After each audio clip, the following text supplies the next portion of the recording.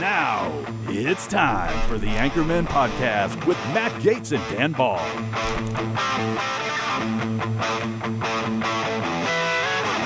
Hey everybody, happy Friday to you. It's the 4th of July, and just for full disclosure, yeah, we recorded this the day before because it's the 4th and we're all hanging out and having a good time and celebrating our nation's independence. And I would say a heck of a lot of big wins over the last few months. I think we have a lot, my friend Riley Lewis, to celebrate as Americans this 4th of July, because I would say we're not only celebrating 249 years of our independence, but I would say that this year especially, we can celebrate our independence from insanity, from woke, radical, left-wing ideology, from people not having freaking common sense. I'd say we've got a lot of victories to celebrate this Independence Day. How about you, Riley Lewis? Agreed. Feeling very good. Very grateful to be an American. This is an incredible country, and it's something I think we'll talk about later with Tom, or with our guest. But I just wish that there were more Americans who... It's this divide, it's not just left or right anymore. It's those who love America and appreciate it. Those who hate it and want to radically transform it. So I'm just grateful to be an American. It's a special thing. And I'm just leaning into that. And this whole common sense revolution, getting back to our roots, it's really refreshing. Well, and let's be real, America is under attack. I mean, look at the clown that New York Democrats voted in as their primary winning candidate to be their mayor of the biggest, safest city in America, which it's not anymore. They used to use that phrase back in the day. When Rudy was in charge, it was, because Rudy cleaned it up. But, you know, after a handful of independent and then Democrat mayors, they've screwed the pooch in that city. And now they've literally nominated, in my opinion, a anti-American, radical communist. He describes himself as a Democrat socialist. Yes, right. Listen to the words coming out of his mouth. He's a communist. So when I see a place like New York City putting a guy like that, elevating a man like that to possibly their highest office to run that city, that worries the hell out of me. But then I see win after win on the MAGA agenda that President Trump's putting into place, thanks to the millions of patriotic Americans who voted him into office. And I go, yeah, we're winning. We still got a chance. This is still America. We're going to win this overall war. We might lose some battles. I mean, think about all the battles we lost for 4 straight years, Riley, under JoJo and Cackling Kamala. There was a lot of battles. Yes. And a lot of people thought, oh gosh, oh goodness, we'll never get this part of Americana back. This is going to go away forever. And then we shocked the world and we got rid of their butts and we put Trump back in. And I think when you look at the economy, the border, the trade deals, the peace in the Middle East, the stuff he's been able to accomplish in 5 months, and it's not even 6 full months yet, is it? No. Look at what he's done. I mean, I think, and if you're a Christian, you believe in God's works and God's plans. Yes. If Donald Trump would have been declared the president in 2020 when he won, I don't think we would have got the change that's happening today, because I think the country needed 4 years of a gut punch on the woke radical ideology to make them go, oh, crap. This is taking America down the wrong path. Maybe we shouldn't do this. Well, and I think because we're almost on the 1-year anniversary of the assassination attempt on Trump's life. Right, that's in Butler, Pennsylvania. Yeah. And I've been thinking about that a lot because I was watching that live when it happened. I think he came less than 1 inch away from being killed that day. Less than fractions of an inch. Yeah. Just one head Get it down to centimeters. Yes. Look at it only clipped, and you see he's barely got a scar.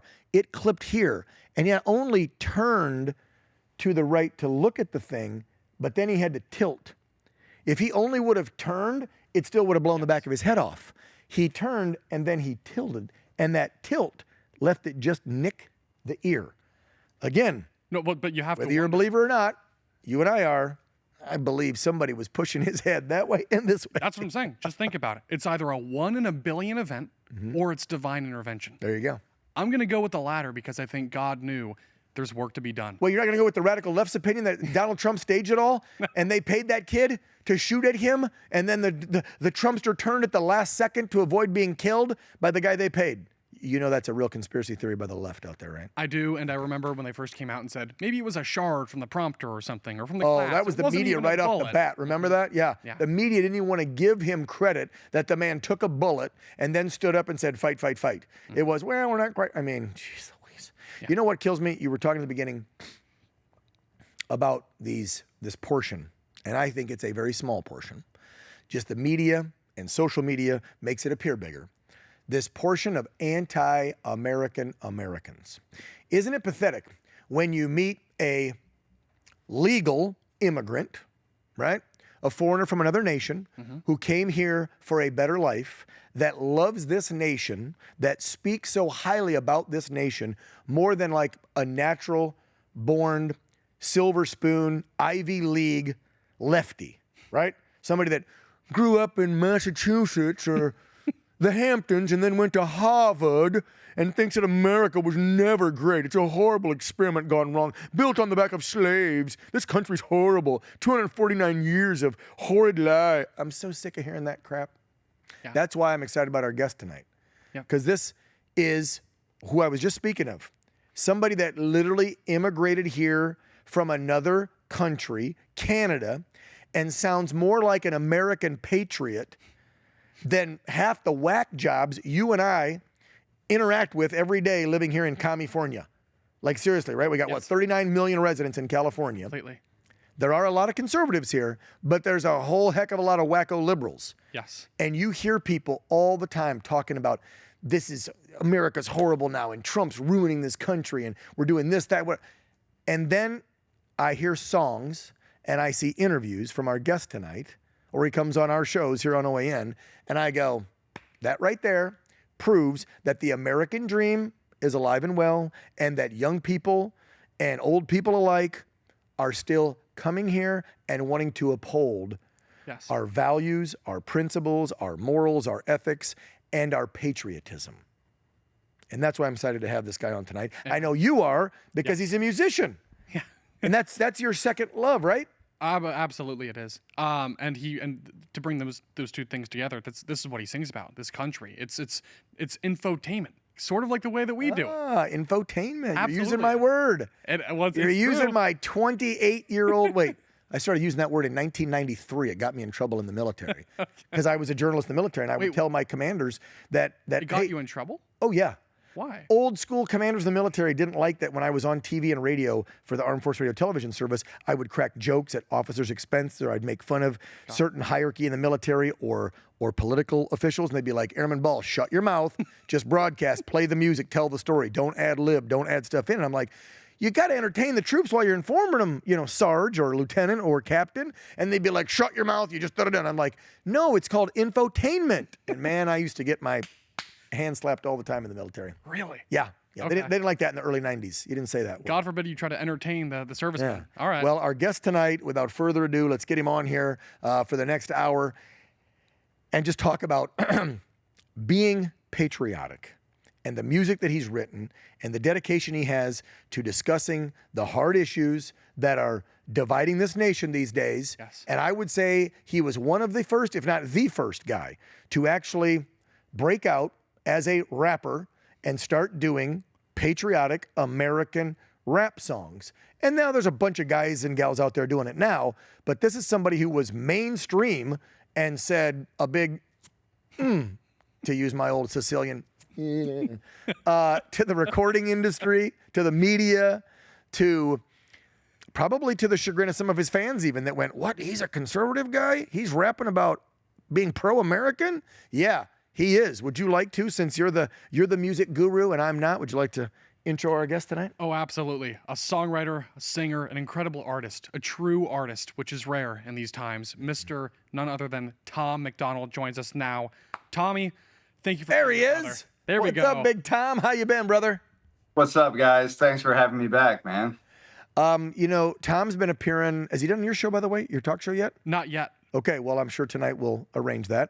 But Tom's been appearing on OAN, on my talk show, for at least, geez, how long, Tom? I've been on 5 years this August or September. Yeah, it's got to be since the record I did with John Rich. I think that might have been the first time I came on, and then I've come back on probably a dozen times since then. Yeah, yeah. Well, that's because you just keep cranking out amazing songs that make you think, that make you feel patriotic, which makes you question certain things. I mean, you talk about so much in your music, and I'm gonna let Riley get deeper on that because this is our in-house music guru at OAN. I can't play, I don't write, I can't sing, as my wife tells me not to. Riley can do most of that. I don't know if you're up to Tom's level, but I've heard you play, I've heard you sing, and I know you're working on some original works, and you're, for a novice, you're pretty good, Riley. So maybe with Tom on here tonight, we can hook something up with some coaching.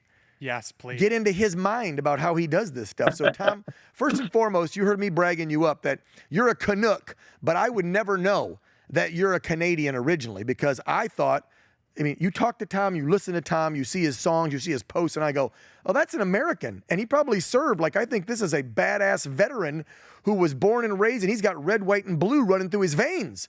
And then you look up and you go, oh, no, wait, it's a Canadian rapper who moved here, but he's more patriotic than some damn Americans. So, Tom, give us this background and tell us your story on how all this Tom MacDonald world came to be, from the little boy in Canada to this bad boy rapper talking about being a patriotic American. Gotcha. So, yeah, it's been a pretty wild ride, man. Like that little boy in Canada, like, I mean, I did a lot of things along the way, dude. Like I was a pro wrestler, like WWF stuff for a while, and a construction worker, and worked on the oil rigs, and did all this different types of stuff. And I was wrestling full time, and then and sort of like while I had been pro wrestling, I had been writing like poetry and rock songs and just writing music, and wasn't really able to do anything with it. Was unsure of like how to even break into the music industry or the scene, and so I was just doing the wrestling thing, and then ended up crushing all the cartilage in both my knees and getting just repeatedly hurt. And, the more injuries I got, the more time I had off, the more energy I focused on music, and the more desire I had to make the music thing work. So, I was out of wrestling for an extended period of time. I needed an outlet for my creativity. So I bought a microphone and got a computer and started making music. And what year was that? How long ago did you get into the game? Because I mean, you, from me looking at your career, you like skyrocketed in the last 5-6 years, but you've been writing and singing before you got controversial with political rap songs. You were out there for a while. So go back and tell us what year that was, and then let's continue on, because I feel like this started a long time ago, but I feel like a lot of people in the MAGA movement have maybe just discovered you in the last, let's say, 5 years. Yeah. Sure. So I was like 16 or 17 at that point in time when I got the microphone. So, we're talking like a long time ago. So I got, like way too long ago. So like 20 years ago. So I got the microphone and I got the computer, and I was like a kid, man. I was like 16 or 17 years old. So I had like very little life experience. I was like still in high school and wasn't really sure what I should be making music about. Really, I was a kid. And I didn't,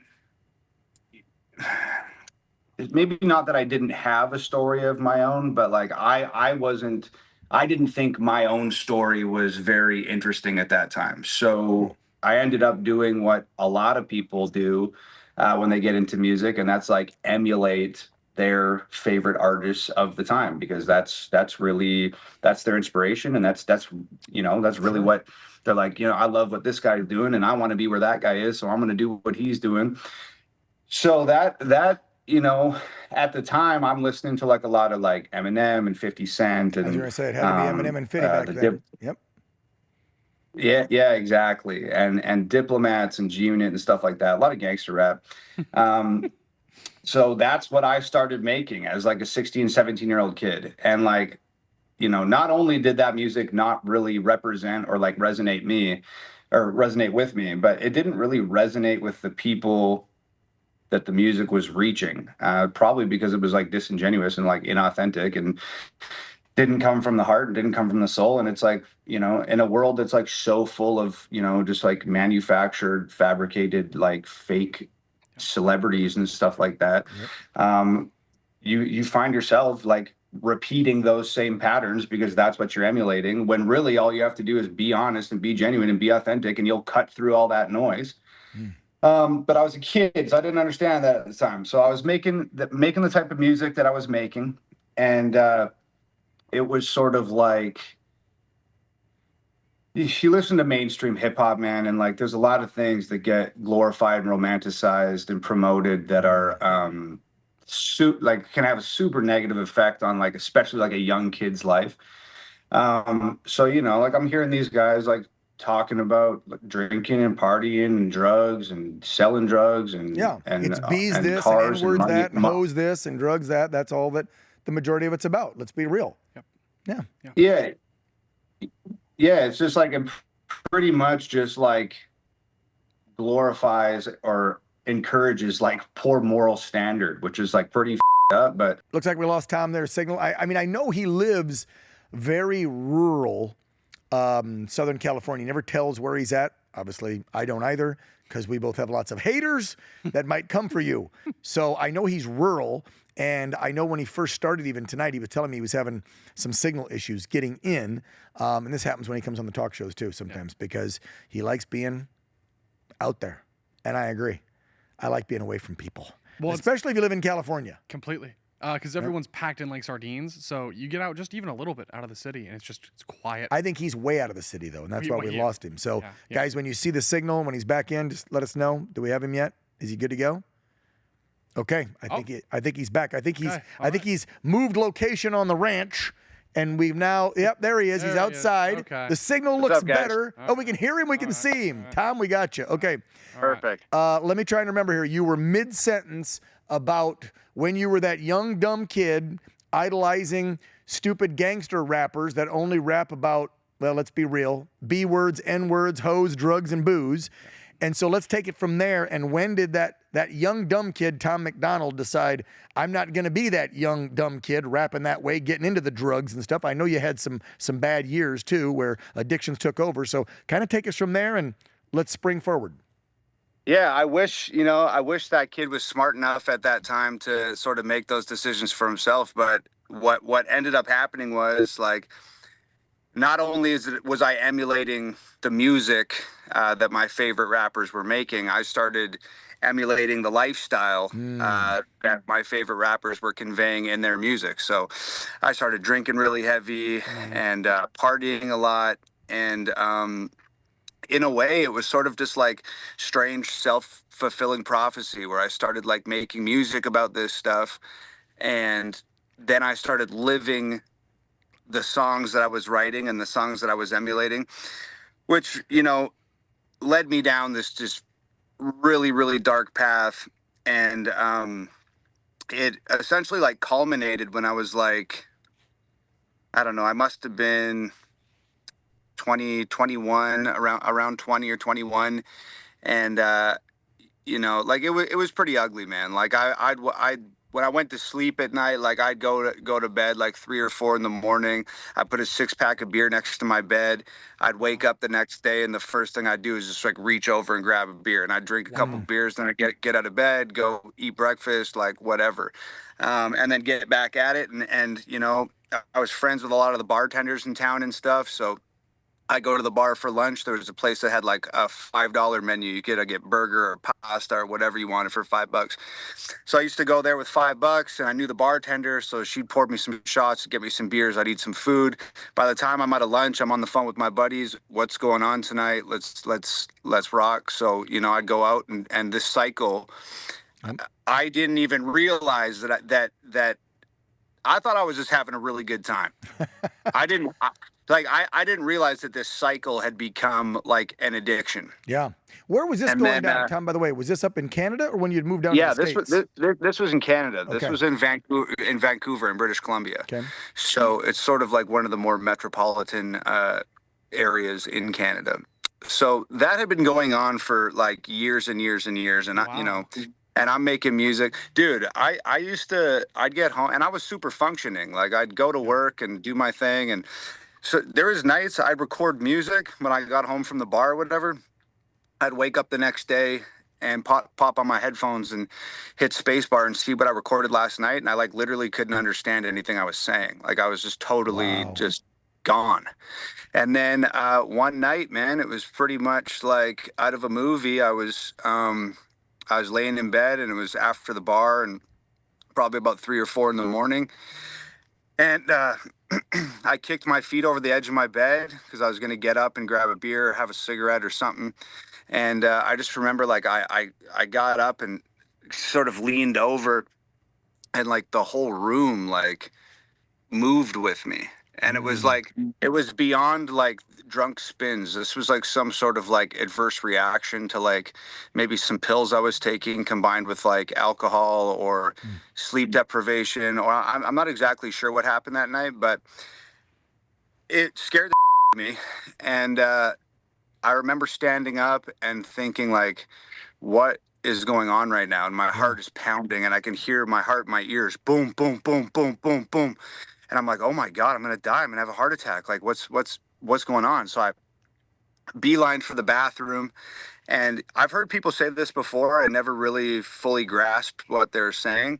But sometimes like when you're in the grips of like addiction and a downward spiral, or maybe in this case, like some sort of psychosis fueled by addiction, sometimes you like look at yourself in the mirror and you have this like sort of like out of body experience where you like literally you do not recognize yourself. I've heard that Like, from friends that dealt with some of the similar stuff, Tom. They said the same thing. It's literally an out of body experience. You're looking at yourself and you're going, that's not me. Am I here right now? Is this real?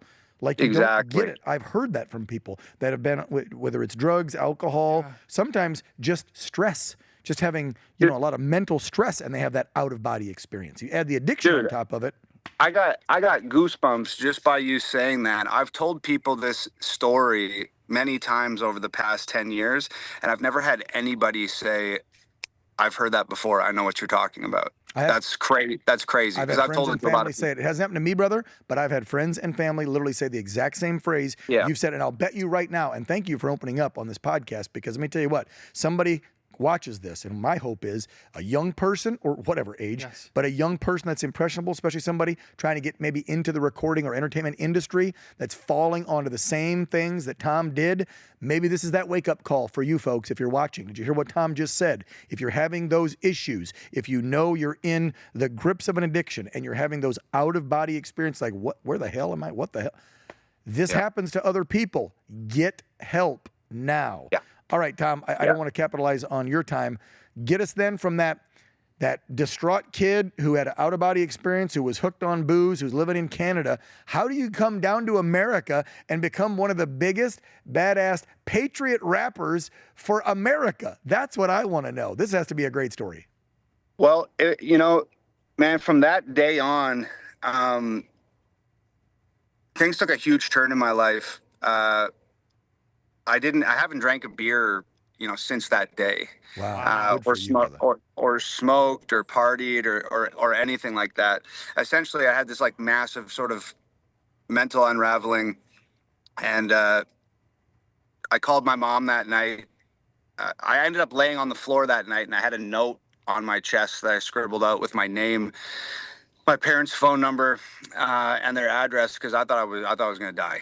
And I wanted people to know who I was. I wanted them to be able to contact my folks. So I just put all my information there, and I put it on my chest, and I had 911 dialed on my phone, and I was just ready to, like, the second my heart stopped or something, I was hoping I could just press that button real quick and they'd come find me.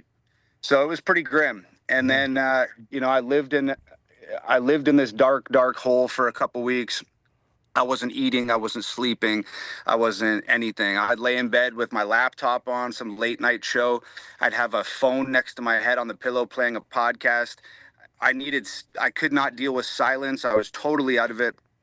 Ended up calling my mom. She didn't answer. This is weeks after the mental breakdown. I left a real scary message on her phone that was just pretty much like, I don't know if I'm going to be here by the time you get this message, but you know, so I ended up going home, living with my mom at 21 years old after, moving out at 16, back at home, and wasn't talking to friends, wasn't doing anything. I started exercising. I started eating super clean. I started, and there's a whole other chapter here where doctors put me on Cipralex and Seroquel and Ativan and like all of these Oh, Wow. crazy medications. And they were all the wrong choices. yeah. They made things exponentially worse. Of Like there's course they did. terrible, awful Yeah, stories you're I right. could That's tell you another guys hour about. discussion just on big It- pharma and how it- that's what they do. Just, oh, you got a problem, exactly. you got an addiction? Here, let's give you pills to get your addiction. Yeah. How about It's like go talk putting to a Band-Aid on a bullet wound. You right. know what I mean? Go Like, talk to just, your family. Go talk to a preacher. Well, Go talk to some friends and loved ones. Get some counseling. Do some yoga. Work out. Eat right. Like the stuff you were doing. But it's Yeah. always, let's write a script. Let's write a script. That's what we do to our veterans down here. Exactly. Pisses me Well, off. So the Reader's Digest is I end up at home after all the pills, after all the doctor's visits, after all these failed attempts at rehabbing myself. So I just go back to home. I start reading, researching this stuff, hanging out with my mom. And, 10 months goes by and I'm sleeping in the bedroom that I grew up in as a child, which was strange. And then at the beginning, prior to this whole mental breakdown and stuff, I had applied for my visa to come down to the States. Oh. My girlfriend was here. She was signed to Def Jam. And she was like, she was just my best friend at the time. We weren't dating. And she was Okay. like, yeah, you should come out to LA and try and make something of yourself and da da da da da. So I had, forked out the 17, 20 grand for the visa and saved. There was every penny I had, I spent on this visa. Went and lived with my mom for like 9, 10 months. No drinking, no smoking, no talking to friends, no going out in public, nothing. Barely speaking, like just a complete hermit. And then my lawyer calls like 10 months deep into this thing. And at this point, I had sort of started to regain a little bit of my sense of self and started to accept that maybe I could go out in public and go to a movie again, or maybe I could go hang out with my friends again, or maybe I could make music again, because I haven't done anything for almost a year. So lawyer calls and says your visa's approved. You can head to America whenever you want. And this is like 10, 11 years ago. And so I said, well, I'm not well, but Canada's not doing anything for me. Maybe a change of scenery works. Canada has like a socialist healthcare system, and if I wanted to talk to a therapist in Canada, my wait to talk to a therapist in the grips of suicidal ideology, addiction, etc., my wait to talk to a therapist was like 9 months. Wow. And I was like, But socialized medicine works so well, Tom. Anyway, go ahead. but it's free. It was free though. Right, it's free. But you got to wait 9 so- months. You might be dead, but just wait 9 months. Yeah. right. Exactly. Right. So the visa comes through, and I'm like, okay, I'm going to the States. And man, I had toured Europe many times. Canada never felt like home for me. I didn't like it. I didn't have a ton of friends. I didn't enjoy. So many people, they live in the mountains, or they live by the ocean, or they live wherever they were born, and they say, it feels like home here. It just feels like home. It just feels like home. And it never felt like home for me. And I went on all these tours through Europe, and I thought I was going to find a place that felt like home. I thought it might be London or Paris or Amsterdam or, just whatever, all these different, Berlin. Like we toured all over the place in Europe. And I thought I was going to find a place that felt like home, and I didn't. And I ended up back in Canada, get this visa. My dad drives me to the airport.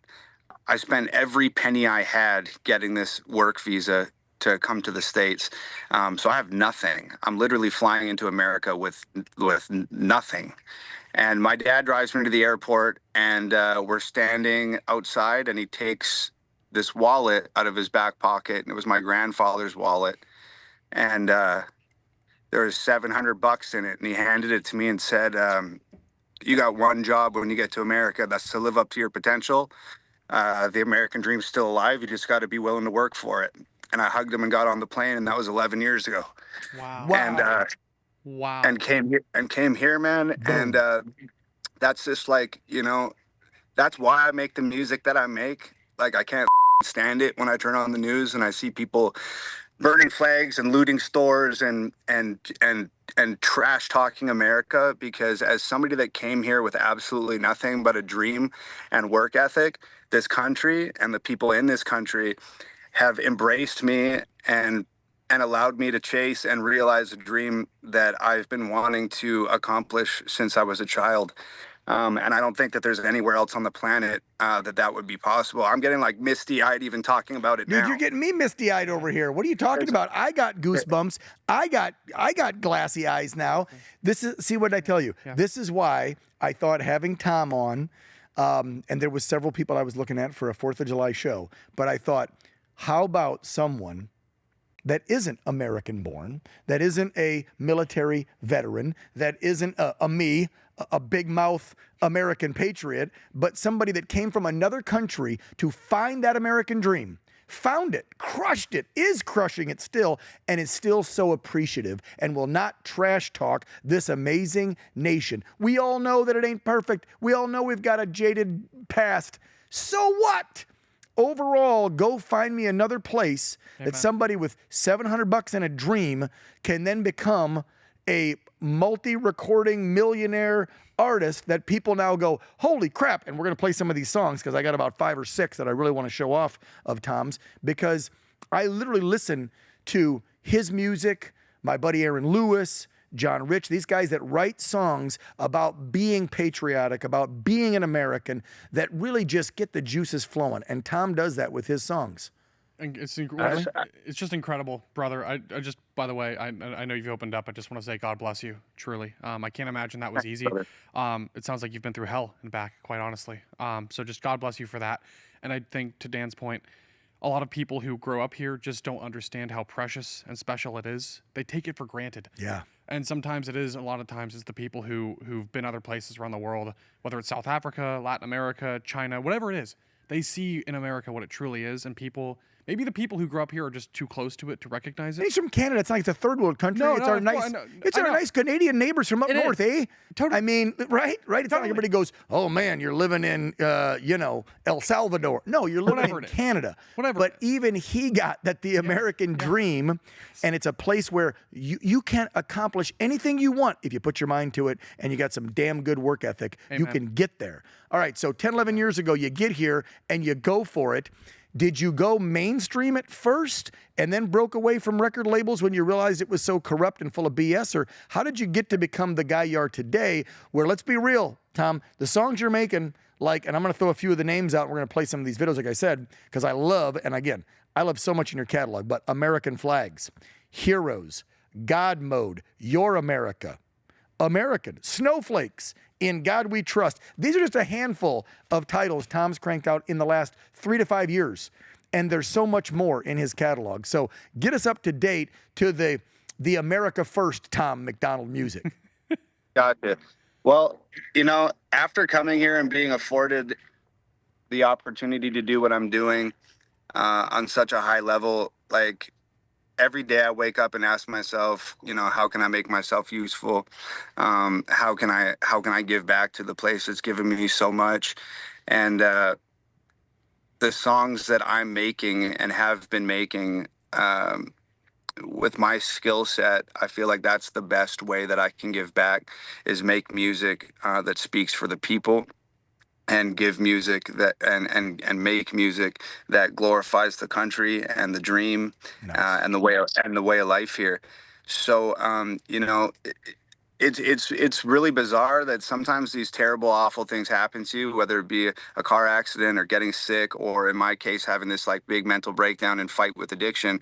It's crazy how those really terrible, awful things that can be like the darkest moments of your life end up being some of the best things that ever happened to you, because I made a mess of my life, and there's still areas that I have to clean up all the time because of this mess I've made. But it gave me a lot of clarity, and I was like, you know what? Like, do I want to make music about drugs and guns and girls and clothes and cars and houses and delinquency? Do I want to make the same type of music that the rap that I emulated that essentially ruined my life for a period of time? Do I want to be making that same music and having kids look at me and be like, oh, well, I like Tom MacDonald. He's cool. And like, look at all these things that he's talking about. I'm going to do those things. And then they're going to end up in the same situations that I ended up in from emulating the same narrative. So I was like, you know what? Like, I don't want to make music to tear people down. I want to make music to build people up. I want to make music that empowers people. I want to make music that inspires conversations and discussions. Oh, you've done that. Encourages people to stand up for themselves and for their country and you know, so it gave me this clarity, and I was like, that's what I want to do, and that's what I want to talk about, and I want to say the things that people typically only say privately in their living rooms with their best friends. And I was like, you know what? Like, why limit it to the living room? Why limit it to your friend's couch? Like, why not just put it out on the internet? Like, I've already been through it, bro. Like, I almost literally died at my own hands. There's nothing that you can do to me that's going to hurt me worse than I've already hurt myself. So I'll take those private conversations and I'll put them on the internet. What's the worst that can happen? I get a million strangers that mean absolutely zero to me saying that I'm an they're gonna cancel me. Like, what are you gonna cancel, bro? Like, I own the cameras, I own the lights, I own the recording software. You literally can't stop me. I'm not beholden to a record label. There's no sponsorship that's gonna drop me. So There's no endorsement to lose. So you never, in this 10, 11 years of your rise here in the States, you never went mainstream using the LA idiots, meaning getting the publicist, the manager, the agent, and the record label, these 4 or 5 things everybody's got to have and pay if you want to make it big in the industry. You never did that. Not a single time, bro. And all of those people, they will tell you, I've been in the rooms. I've gone to the record labels and took the meetings and met with managers, and I've done all that. And I went just out of pure curiosity. I wanted to know, what do these people have to offer, and what do I have to give them to get to where I want to go? And after meeting with these people, every single one of them tells you, it takes a village, Tom. It takes a village. You can't do this on your own. It takes a village to get to where you want to go. And I was just like, you know what, man? Like, I got nothing but time. I got a second lease on life. I'll put 20 hours a day in. I don't care. I'll put 20 hours a day in. And that's what I did. I put 20 hours a day in, and I worked my butt off. And then this is the moment everything changed. I'm living in Crenshaw in California, in South Central. I'm living in a old rundown shack. There's spray paint all over the walls. There's rats in the house. I'm opening the cupboard, and there's cockroaches scurrying across our plates. There's leaks in the ceiling, and they're pouring through in the kitchen onto the table. Like, we are just in poverty. Like, we're living by literal flashlight for weeks at a time because we can't pay the power bill. And I got my fridge plugged into an extension cord, run out my back window into my neighbor's garage, plugged into his house so my food doesn't spoil. The food that I got from the 99-cent store because that's all we could afford. Like, we couldn't pay rent and do groceries in a month. It was grim. And one day I'm sitting in the house and I'm listening to the radio, and some big mainstream rapper comes on the radio. I don't know if it's G-Eazy or Drake or somebody in that vein. And they're singing this song that's sort of this, like, woe is me, complaining about fame, complaining about money, talking about how difficult it is to be in the public eye and how difficult it is to be famous. And it struck a chord with me. I was offended that I'm, like, sitting here in this house months removed from, you know, a near-death experience, coming off addiction, putting my psyche back together after this breakdown, and I just want to be an artist, and I just want to talk to people. And here's this guy on the radio who's got everything, and he's complaining about it. And it struck a chord, man. And I remember standing up from that chair in the house, and I smoked cigarettes at the time, and I couldn't afford to get a new pack of cigarettes, and I opened my pack of cigarettes and there's half a cigarette left. And I was like, I used to only write when I was smoking. So when I got like half of a cigarette, I'm like, well, whatever I write right now, I better write it fast because I only got half a cigarette. So I walk out onto the front porch, sit down onto the front porch, light that cigarette, and the first thing I wrote down was "Dear Rappers." And I started writing this open letter to mainstream hip hop, criticizing the status quo of the genre and sort of pointing fingers at some of the big mainstream artists that are wasting and degrading a dream that I would have given anything to attain. And the craziest thing is, by the time I was done smoking that half a cigarette, which was probably like 5 minutes, that song had been written. And I don't remember stopping to think, what rhymes with this word? Where is this line going? What comes after this? What's the chorus going to be? Is there a bridge? I didn't think about anything. I've had a very on-off relationship early in my life with God, and struggled with my faith, especially during the years when I was drinking and being just a total loser. And up until that point, still a little skeptical and still was kind of having an on-off relationship. And that moment when I wrote that song was literally like God reached down and spoke through me with that song. He was like looking down on me and saw everything that I'd been through and was just like, you know what, kid, this is your time. Go. Wow. And I don't remember writing a single word. That entire song poured out of me. I run into the house. Nova's on her computer. I open the door to her studio and I'm like, Nova, I just wrote the song that's going to change our life. Grab the camera. We need to shoot this music video. Wow. And she was like, well, you haven't even recorded it yet. I was like, I'm going to record it while you set up the camera.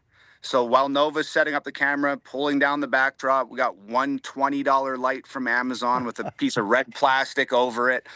She sets that up. I record the song, step in front of the backdrop, shot this video in like 30 minutes, called my mom, called my sister, called my best friend, called a couple other homies. I borrowed $200 from everyone. I had $1,150 to my name because I had no money. I told these people, if you lend me $200, I just wrote the song that's going to change my life. I need to put an ad on it on Facebook so I can reach some people. Wow. Boost it. Yeah. I need some boost cash. And you boosted it. And after making music for the length of time that I'd made music, and my parents hearing this exact thing from me many times before, and then witnessing me go through addiction and stuff, they're probably thinking, what is he going to go buy beer or something? Like, what is this? Right. And against their better judgment, lent me the $200. So I ended up with $1,100.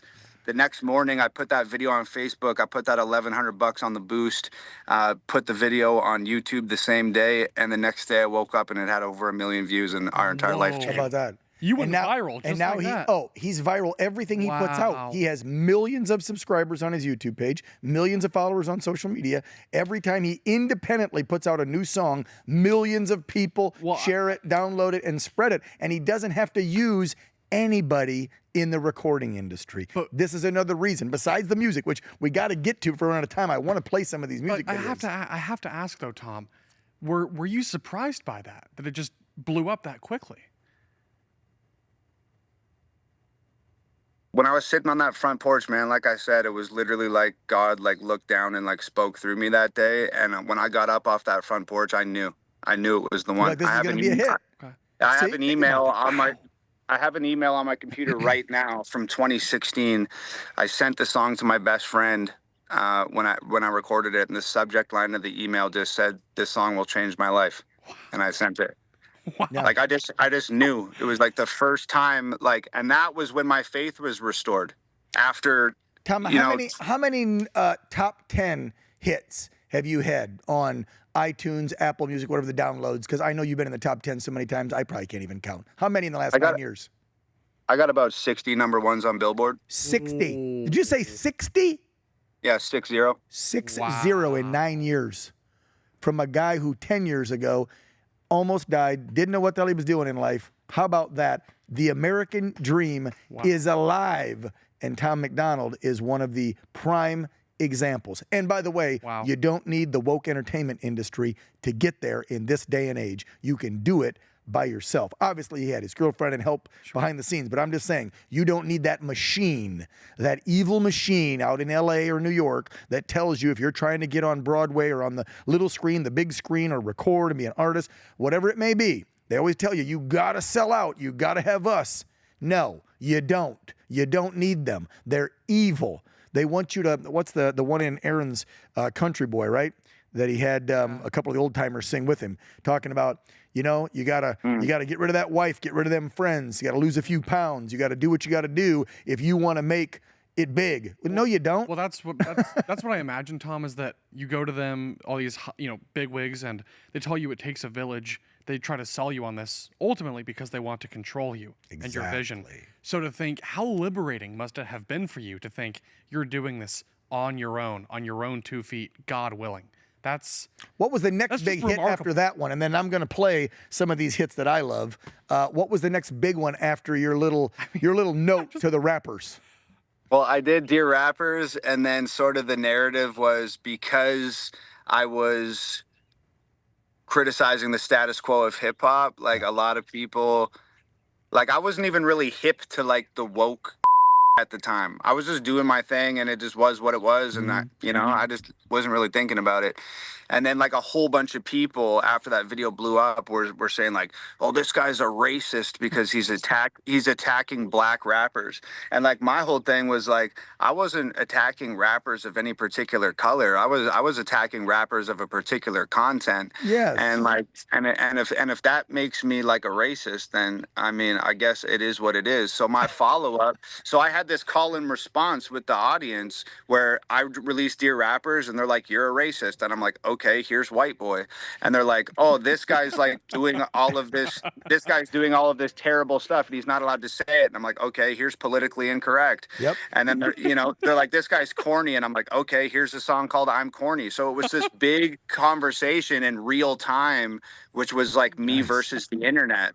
And that went on it's still going on today. Today, yeah. When did that happen? We're back 9 years. Now we're up, let's say 8 or 7. Trump comes on the scene in 15, 16. When did Tom MacDonald go from being hey, I'm the anti-establishment rapper and I'm ripping on the industry and the crap they're singing about, and I'm just as good, and I don't have to say the crap they say, to now I'm doing songs, again, and let's play one, like American Flags, like Heroes, like God Mode, like Your America, like Snowflakes, where you were now getting politically charged in your music. What year did that happen? And then I'm playing one of these, dang it. Sure. I mean, I guess it was around like really from the jump, like 2017, 2018, I felt like there was this growing movement in America that felt like the America First movement, right? America First. You know what? I'm actually talking about there was this growing movement in America that was very anti-American. Oh, right. Which is why the America First movement really spawned, because we were seeing these crazy radical lefties, liberals, woke people, as you call them, in your music, being woke, being anti-American, being anti-family, anti-Christian, anti-everything that made this country great. Right. They seem to forget. And I had relatively recently just become successful from my music. And at the same time, I'm noticing that there's all of these people that are just like totally on America and everything that America stands for. And as somebody that has only in the position that he was in at the time because of America and because of the people and because of the opportunity and because of the American dream, I was just like, hold the up. Like, what is this like whole thing over here? Like these people, like trying to tear America down and burning flags and like all this shit. Because you weren't political at all, and you wouldn't even, I remember talking to you when you first came on years ago, you weren't even, and didn't consider yourself a conservative or political whatsoever, correct? Yeah. You didn't really cater to a party, left or right. And you're Canadian, so I mean, Canadians usually, let's be real, you guys aren't as strong voiced up there about being diehard left or right, like in America. And so...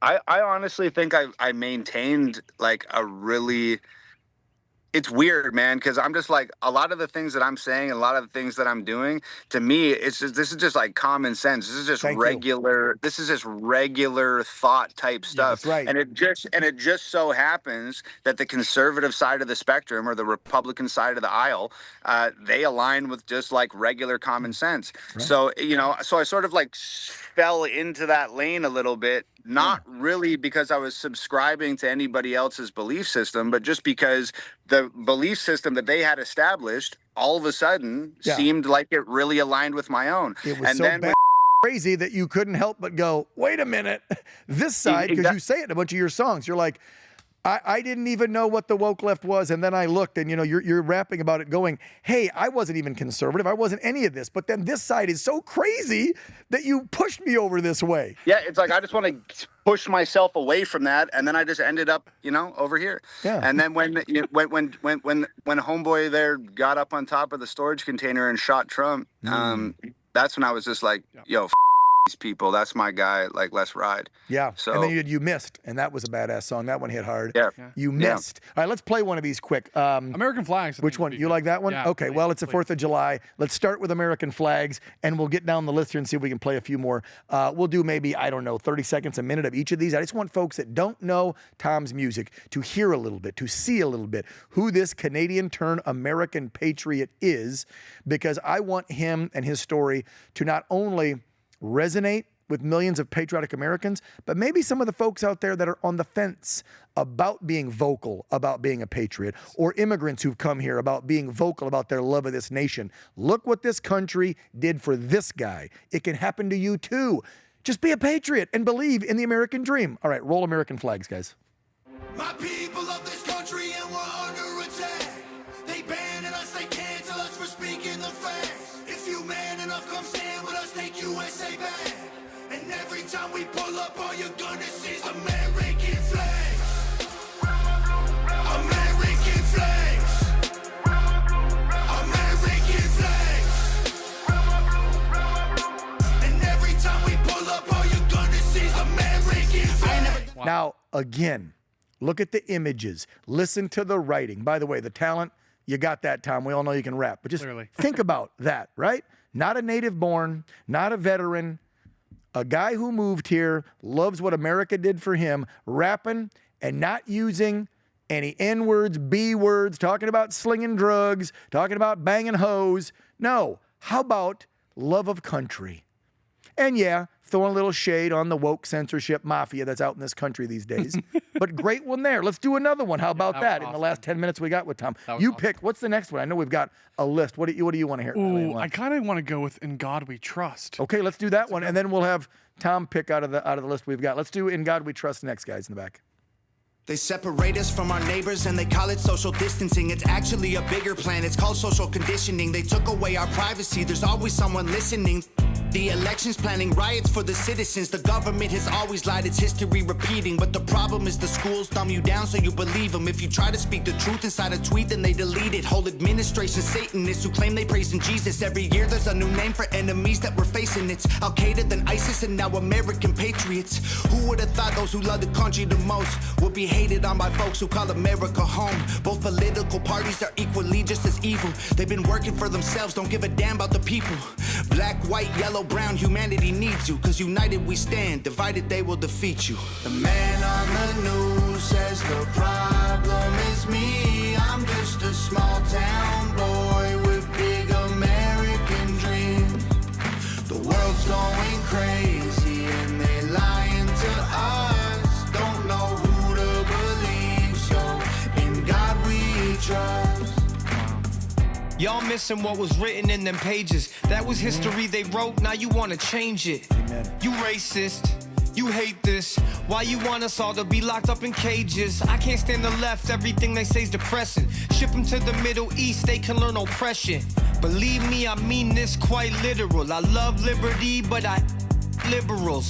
Wear a mask, stay home, complain and moan. Talk about privilege on your phone in your Range Rover, Starbucks, mango, foo-foo, whatever. The cloth I'm cut from can handle any weather.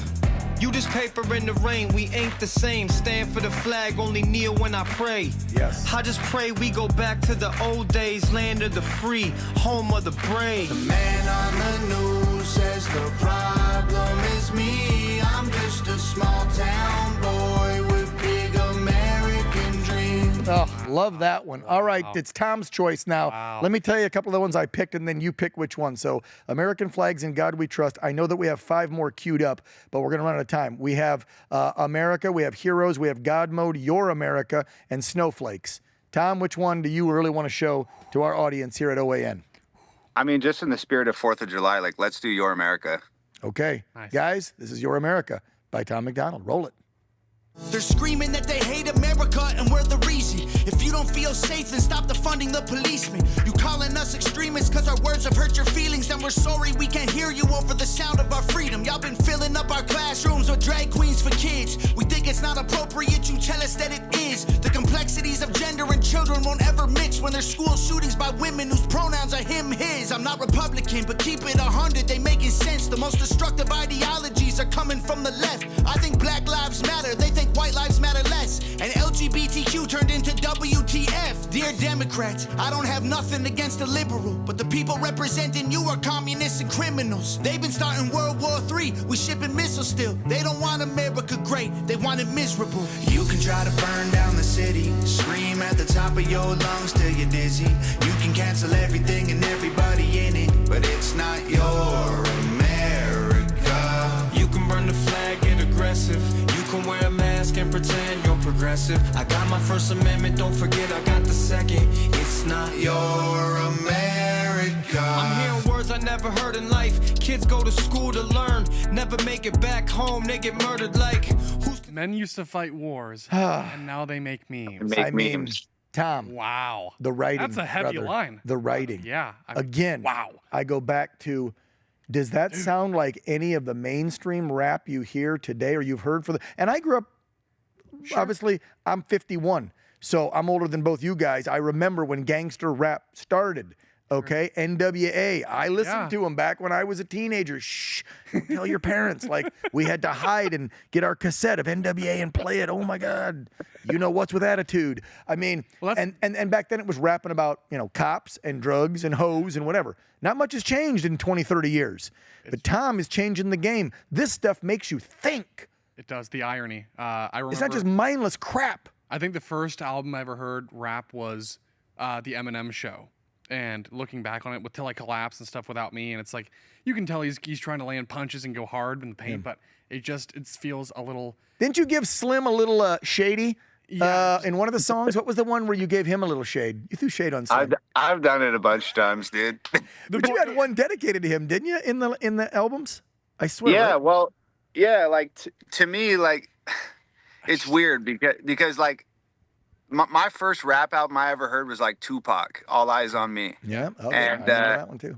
Yeah, and like I only bought it. My dad gave me $5. We were in a pawn shop. He gave me $5. He said you could buy anything you want in here. There was this box full of CDs, so I was flipping through them. They were $5 a piece. I found Tupac, All Eyes on Me. It was a 2 CD set, and I was just thinking economically. I was like, oh, I got 2 CDs for $5. I'll take this. So I listened to Tupac for on repeat for years. And I loved it. I fell in love with hip hop, but like there's a disconnect between like a little white kid that lives in the suburbs and like this black gangster rapper that's, 35 years old. So there was like a disconnect there. And then Eminem came out and I was like, hold up. He got blonde hair like me, got blue eyes like me. He looks like me and he's doing that. So maybe I could do that. So Eminem was what Yeah. first inspired me to like start rapping. It's really unfortunate like what's happened to him. Yes. Incredible How wacko musician. liberal he's become. Yeah. It's worse than that. Incredible, I mean, it's- incredible musician. Yes. Mega, disgustingly talented. Perhaps Yep. like probably the greatest rapper of all time. But politically, like him and I, like we definitely don't see eye to eye. Seeing him stand up on stage with Kamala, Yeah. as somebody that like fought the system, who's become the system now, that me the wrong way. And then to me, like the NFT and the crypto craze happened a few years ago. and Eminem did this NFT release, and if you got the Eminem NFT, there was only one of them. You got like a pair of shoes and an autographed album and like all this. But along with those things, you got a beat produced by Eminem, and I was like, I'm gonna do it, and I'm gonna rap on that beat. So I got into the auction, and I'm in a bidding war with all of these people. And at the end of the day, I won. I spent 100 racks on that thing, and yeah, so 100 grand. But I got a beat made by Eminem, and then I wrote this song, "Dear Slim," that was like short. Yeah, Dear and it was Slim. like sort of mocking like who he used to be when I was like a fan, and the song was made in the style of the Eminem that I enjoyed when I was a kid. And you know, and then I put that out, and you know, I've taken several digs at him over the years, and like to me, it's just, you know, I have all the respect in the world for the musician. Unfortunately, like I don't have that same respect for the man, and I don't know him personally, so it's difficult to say that. But from what I see as a spectator, I can't get down with that. Yeah. Well, just how about the messaging? I think on his so your song "In God We Trust," amazing message, uplifting for people, really transformative. I think his last record had 3 songs. One was just Satan, the other was Judas, another was Evil. This is really sad because I used to look up to Eminem. And I still do in a lot of ways musically, but just in terms of the messaging alone, that really rubs me the wrong way personally. Yeah. I think that's a net negative for the country. Yeah. Tom, as we get ready to wrap things up, it's been a little over an hour. We want to give you the final words here. No. They're in my ear going, okay, guys, it's an hour. I'm like, I know, but we have more songs, and Tom has more story to tell. We need another hour, man. Yeah, I told you they need to let's do 2 hours on these podcasts. You need to have him on your talk show, do an extended interview on the talk show, and we can get more tunes in. We'll do that. I would love to. We'll do that. Tom, let's wrap things up this way. 1, I want you to tell folks how to find your music because he's independent. He does all this. His girlfriend, I think his sis, his fam, like these guys produce and put everything out. They have no team. The team is family and Tom. And so tell us where we can find everything, number 1. And then number 2, I want Tom MacDonald, the Canadian turned American patriot rapper, to give that 4th of July message to people on why in the hell at 249 years this year, and especially next year when we celebrate a big one, we should all be celebrating being American. So first, where do we find the tunes, brother? Fill us in. Yeah, man. So I'm on YouTube to search Tom MacDonald, Spotify, Tom MacDonald, Apple Music, iTunes, all that stuff, Tom MacDonald, Instagram, Hangover Gang. I think you can search Tom MacDonald on there and it pops right up. X, I am Tom MacDonald. So, you know, just search my name. I don't have like some crazy rap name with numbers and exclamation marks in it. It's just my real name. It's just Tom MacDonald. You can search me on any platform and you'll find me there. And like, you know, as far as the 4th of July goes, there's going to be a lot of people. You know, I think when you grow up in America, you're conditioned to a certain extent to just say America is the greatest country in the world. And you might not really have any reference point or any proof or any experience outside of America that allows you to, you know, actually say that with context. And there's nothing wrong with that. If you live here, you should love here. And you should think it's the greatest country in the world. That's just part of, you know, you get a bedroom in your parents' house, you keep it clean. You don't want to dirty your room up and make it a pigsty like these, you know, the woke mob is doing to our cities and our neighborhoods and stuff like that. But I'm not just somebody that grew up here and was conditioned to say America is the greatest country on earth. I'm somebody that came here 11 years ago, and I had real life experience elsewhere, and not only in Canada, but traveling through Europe twice, and spent months overseas. And as somebody that came from elsewhere and has a lot of experience elsewhere and has seen a lot of things and experienced a lot of stuff, if you don't believe the people that have been conditioned to tell you this is the greatest country on earth, you can believe me when I say, as an outsider, as a guest and as somebody that's going to spend the rest of his life here, raise his family here, and continue to do everything that I can to make this a better place than it was when I got here. This is the greatest country on earth. There's nothing else even close. As a drug addict, alcoholic person that's had very acute mental problems over the years, for someone like me to be able to come here and chase down this dream and realize it and be embraced by this place the way that I have is just, you know, it's the old saying, if I can do it, anybody can do it. I think a lot of people picture the American dream as some disheveled family floating up to the shores of America on some wooden raft that they built somewhere in a you know, a third world nation. It's not always, that's not always it. Sometimes the American dream is coming to America hot off of addiction with mental health issues and $700 in your wallet and not being afraid of hard work. And the American dream is alive and well. As somebody that's experienced life elsewhere, I can tell you, I was not taught to say it. I was not told to say it. Amen. It's not something that I adopted from my parents or my teachers or somebody on the news. This is real life experience. This is the greatest country on earth. Treat this country as such. Happy 4th of July. Tom MacDonald, rapper, patriot, American. That's what I'm going to call him. Yep. And I think a great way to end and say thank you to Tom, who's a hero of mine in the music industry, is let's go out on his song, Heroes, where he pays tribute to the heroes of America. Cops, firefighters, military, first responders, because we wouldn't have this nation 249 years running if you didn't have patriotic heroes who put uniforms on and kept your neighborhoods, your communities, your states, and this nation free.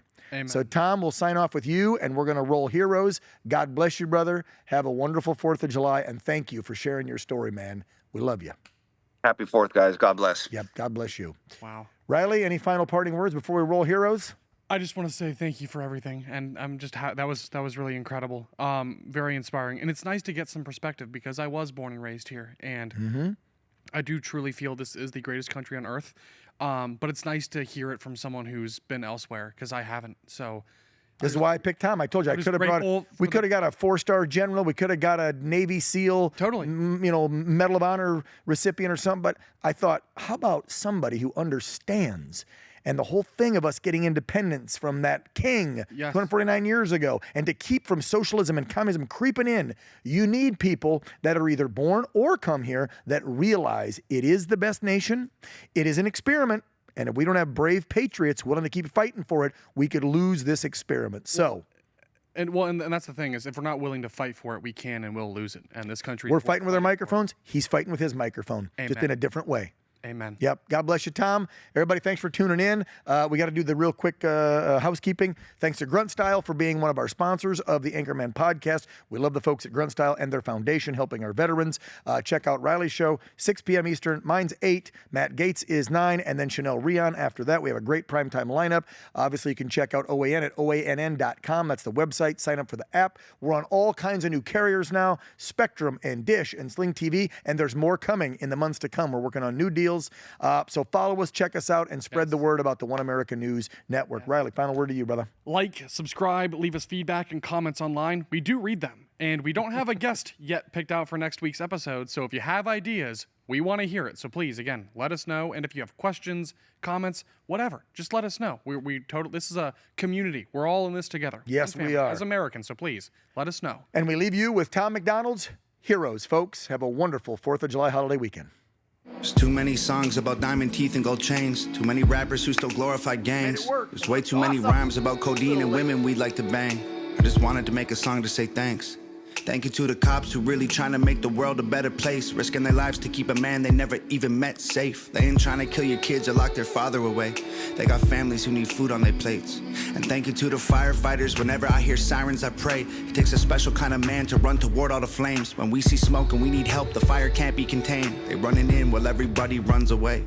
And thank you to the soldiers fighting for us, flying way overseas. Ain't never met you, but I love you because you're dying for me. I'm enjoying. Want to see more great videos like this? Click on the link below to subscribe to OAN Live and watch Dan Ball's Real America and The Matt Gaetz Show on Dish Channel 212. Tune in, subscribe, and watch today.